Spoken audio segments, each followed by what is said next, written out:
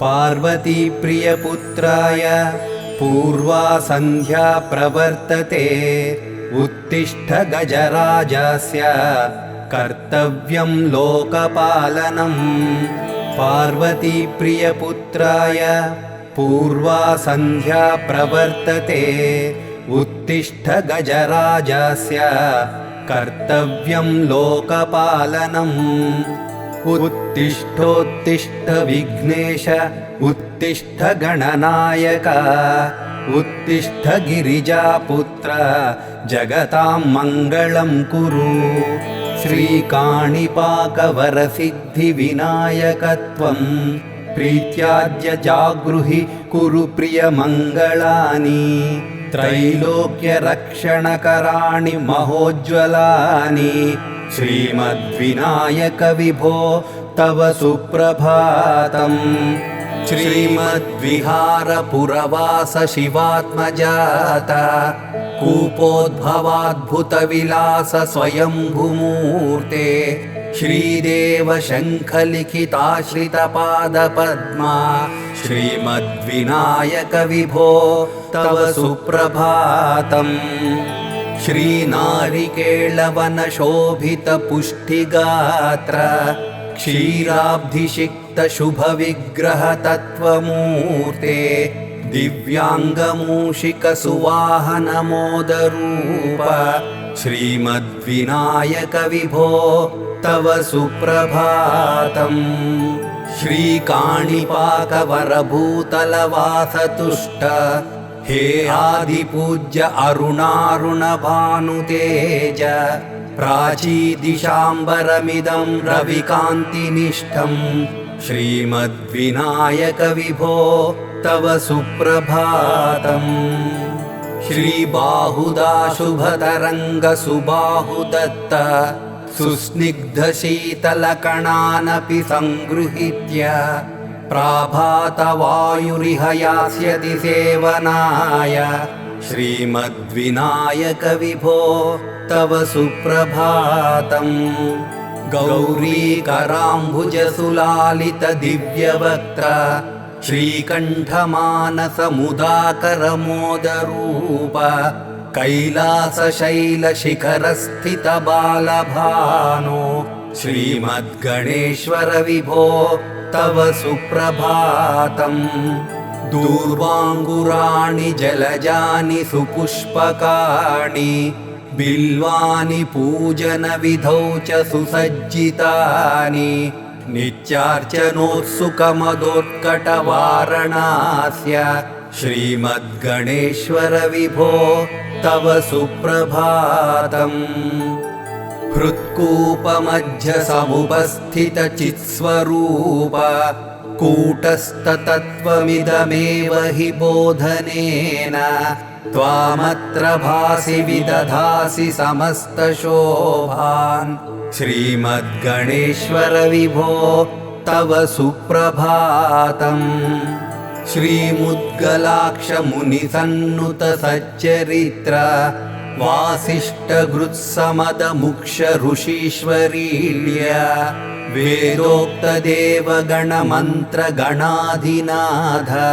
श्रीमद्गणेश्वर विभो तव सुप्रभातम्। ऋग्वेदकीर्तितगणाधिपज्येष्ठराज त्वं ब्रह्मणस्पतिरिति प्रकटीकृतोऽसि। आधर्वशीर्षमनुमन्त्रितदिव्यमूर्ते। श्रीमद्गणेश्वर विभो तव सुप्रभातम्। ब्रह्मादिदेव परिकीर्तितवेदपाठाः त्वत्शूर्पकर्णकुहरौ प्रविशन्ति देवाः श्रुत्याधुनैव परिपालय धर्मसङ्घान् श्रीवल्लभेश भगवन् तव सुप्रभातम् हेरम्बलम्ब जठराद्भुत दिव्यगात्र प्रारम्भ पूजनमिदं दयया गृहीत्वा सर्वाशुभानि परिनाशय शर्वपुत्रा श्रीवल्लभेश भगवन् तव सुप्रभातम् भानूदयेन न हि दृश्यति चन्द्रबिम्बम् तत्पालदेश शशिरेव विभाति नित्यम् सत्यस्वरूप निगमागम सन्नुताङ्घ्रे श्रीवल्लभेश भगवन् तव सुप्रभातम् कालाग्निरुद्रसुत कालनियामकत्वम् कालानुकूलफलदोषि कलामयोऽसि कल्याणकारक कलाधर शेखरोऽसि श्रीवल्लभेश भगवन् तव सुप्रभातम् उग्रस्वरूप रिपुनाशक उग्रपुत्र सौम्योऽसि सोमविनुतोऽसि प्रशान्तरूप सर्वेश सर्वफलकारक शर्वमूर्ते श्रीवल्लभेश भगवन् तव सुप्रभातम् दारिद्र्य दुःख भयभञ्जन दक्ष स्वामी तारुण्य विग्रह धनादिफलप्रदायिन् लावण्य मंजुल कलान्वित रञ्जितास्य हे विघ्ननाथ भगवन् तव सुप्रभातम् गम्बीज तुष्ट गणराज गकार पूज्य गान्धर्व गान परिवर्तित नादमूर्ते गाङ्गेय गण्य गणताधिक कलास्वरूप श्रीमद्विनायक विभो तव सुप्रभातम् मूलादिचक्र निलयाच्युत योगमूर्ते त्वामादिदेवमनुचिन्त्य तरन्ति भक्ताः रागादिदोष परिहारक वेदवेद्य हे विघ्ननाथ भगवन् तव सुप्रभातम् लक्ष्म्यादिशक्तियुत शक्ति गणेश्वरोऽसि दिव्याक्षरोऽसि शुभमन्त्र विराजितोऽसि तन्त्रादिभिर्नुत नतेष्टधवल्लभेश हे विघ्ननाथ भगवन् तव सुप्रभातम् नागोपवीतधरनाथ विनोदचित्त नागास्य नाशित महाघनातानुरक्ता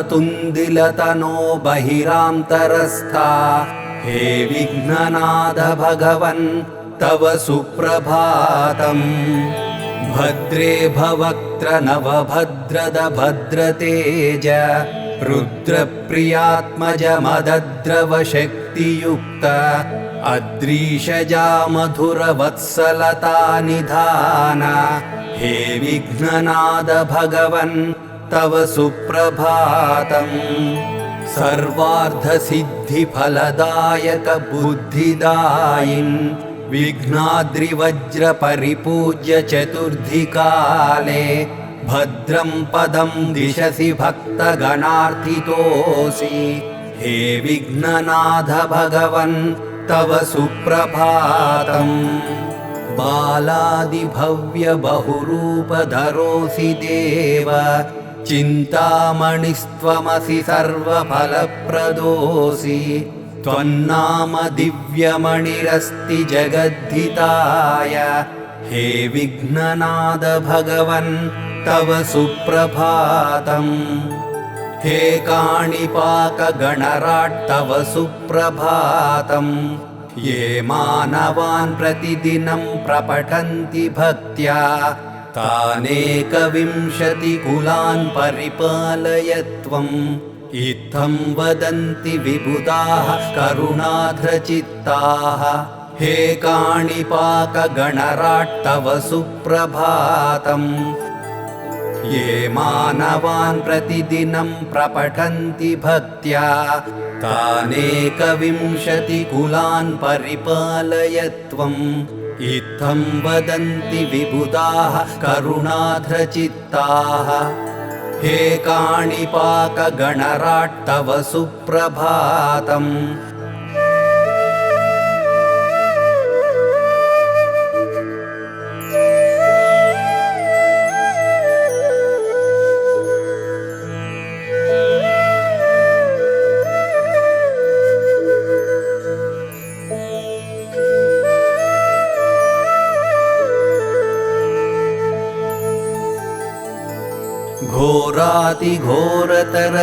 घोरातिघोरतरजृम्बितलोकताप पापात्मभञ्जनचणौ कलिदोषनाशौ सद्भक्तरक्षणविधौ कृतसन्निवेशौ श्रीविघ्नदेवचरणौ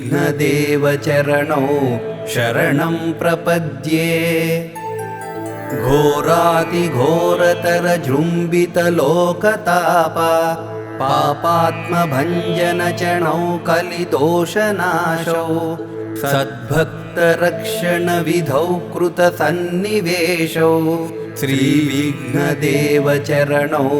शरणं प्रपद्ये देवादिदेव परिपूजित दिव्यगन्ध माल्यादिभिर्निरतरञ्जित भानुमन्तौ भक्तानुरक्षणचणौ करुणालवालौ श्रीविघ्नदेवचरणौ शरणं प्रपद्ये श्रीस्वस्तिकाब्जकलशध्वजमीनचक्र छत्राङ्कुशाशनिसुकल्पकशङ्खयुक्तौ दिव्यातिदिव्यशुभालक्षणलक्षिताधौ श्रीविघ्नदेवचरणौ शरणं प्रपद्ये नागेन्द्ररूपपरिवर्धिषिगो विभागौ सामान्यरूपपरिपूरितशेषभागौ जीवात्मयुक्तपरमातानुगुरुप्रधानौ श्रीविघ्नदेवचरणौ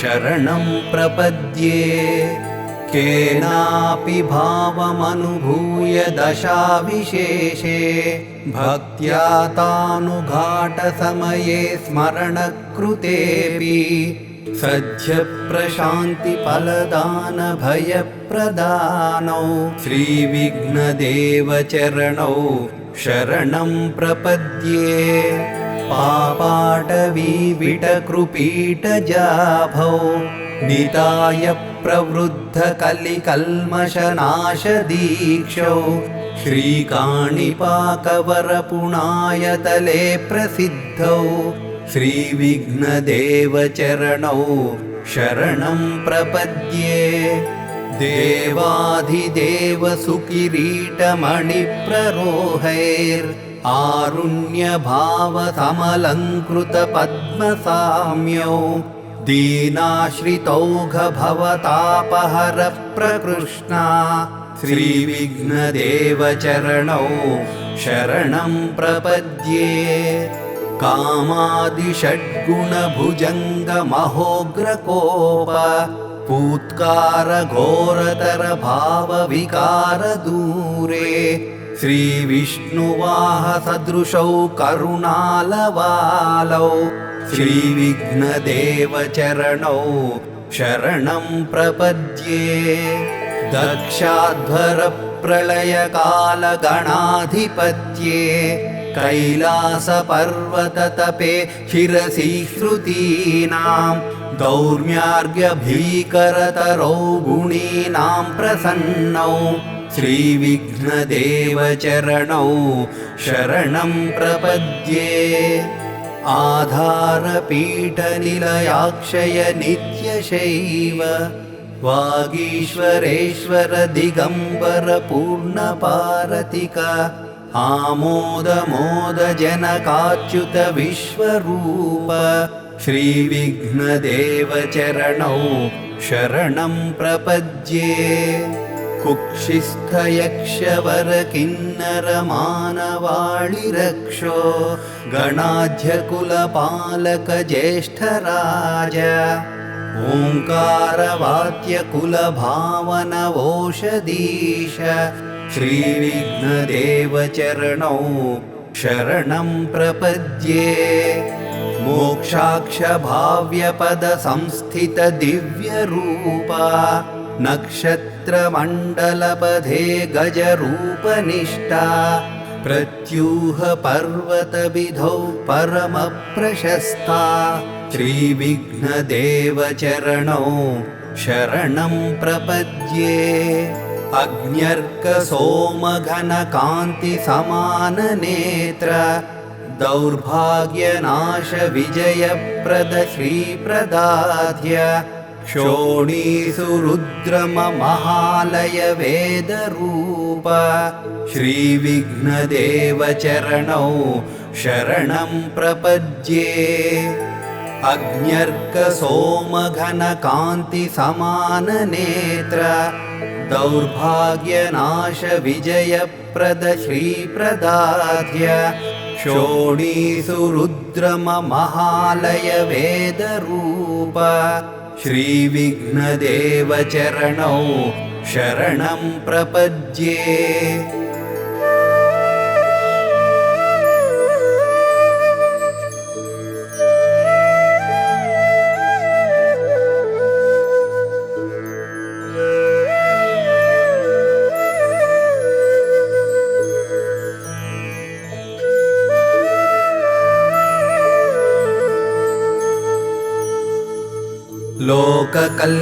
लोककल्याणरूपाय पार्वतीप्रियसूनवे सर्वदेवशरण्याय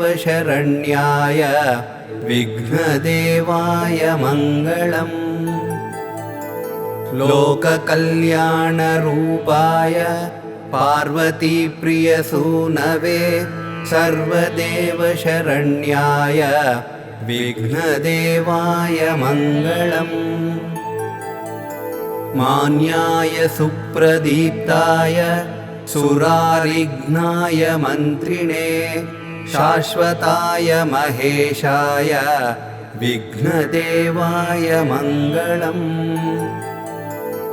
मान्याय सुप्रदीप्ताय सुरारिघ्नाय मन्त्रिणे शाश्वताय महेशाय विघ्नदेवाय मङ्गलम् भीमाय मेघनादाय हेरम्बाय च शम्भवे लम्बकर्णाय बुद्धाय विघ्नदेवाय मङ्गलम् भीमाय मेघनादाय हेरम्बाय च शम्भवे लम्बकर्णाय बुद्धाय विघ्नदेवाय मङ्गलम् कल्याणगुरवे सख्यै सत्यधर्मस्वरूपिणे गणाधीशाय सर्वाय विघ्नदेवाय मङ्गलम् कल्याणगुरवे सख्यै सत्यधर्मस्वरूपिणे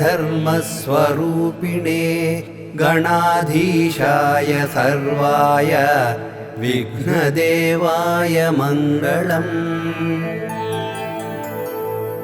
भुवनेशाय शूराय सर्वैश्वर्यप्रदायिने सर्वनेत्राधिवासाय ज्येष्ठराजाय मङ्गलम् भुवनेशाय शूराय सर्वैश्वर्यप्रदायिने सर्वनेत्राधिवासाय ज्येष्ठराजाय मङ्गलम् अग्रपूज्याय साराय तप्तचामीररार्चिसे ब्रह्मविद्याधिदेवाय भावगम्याय मङ्गलम्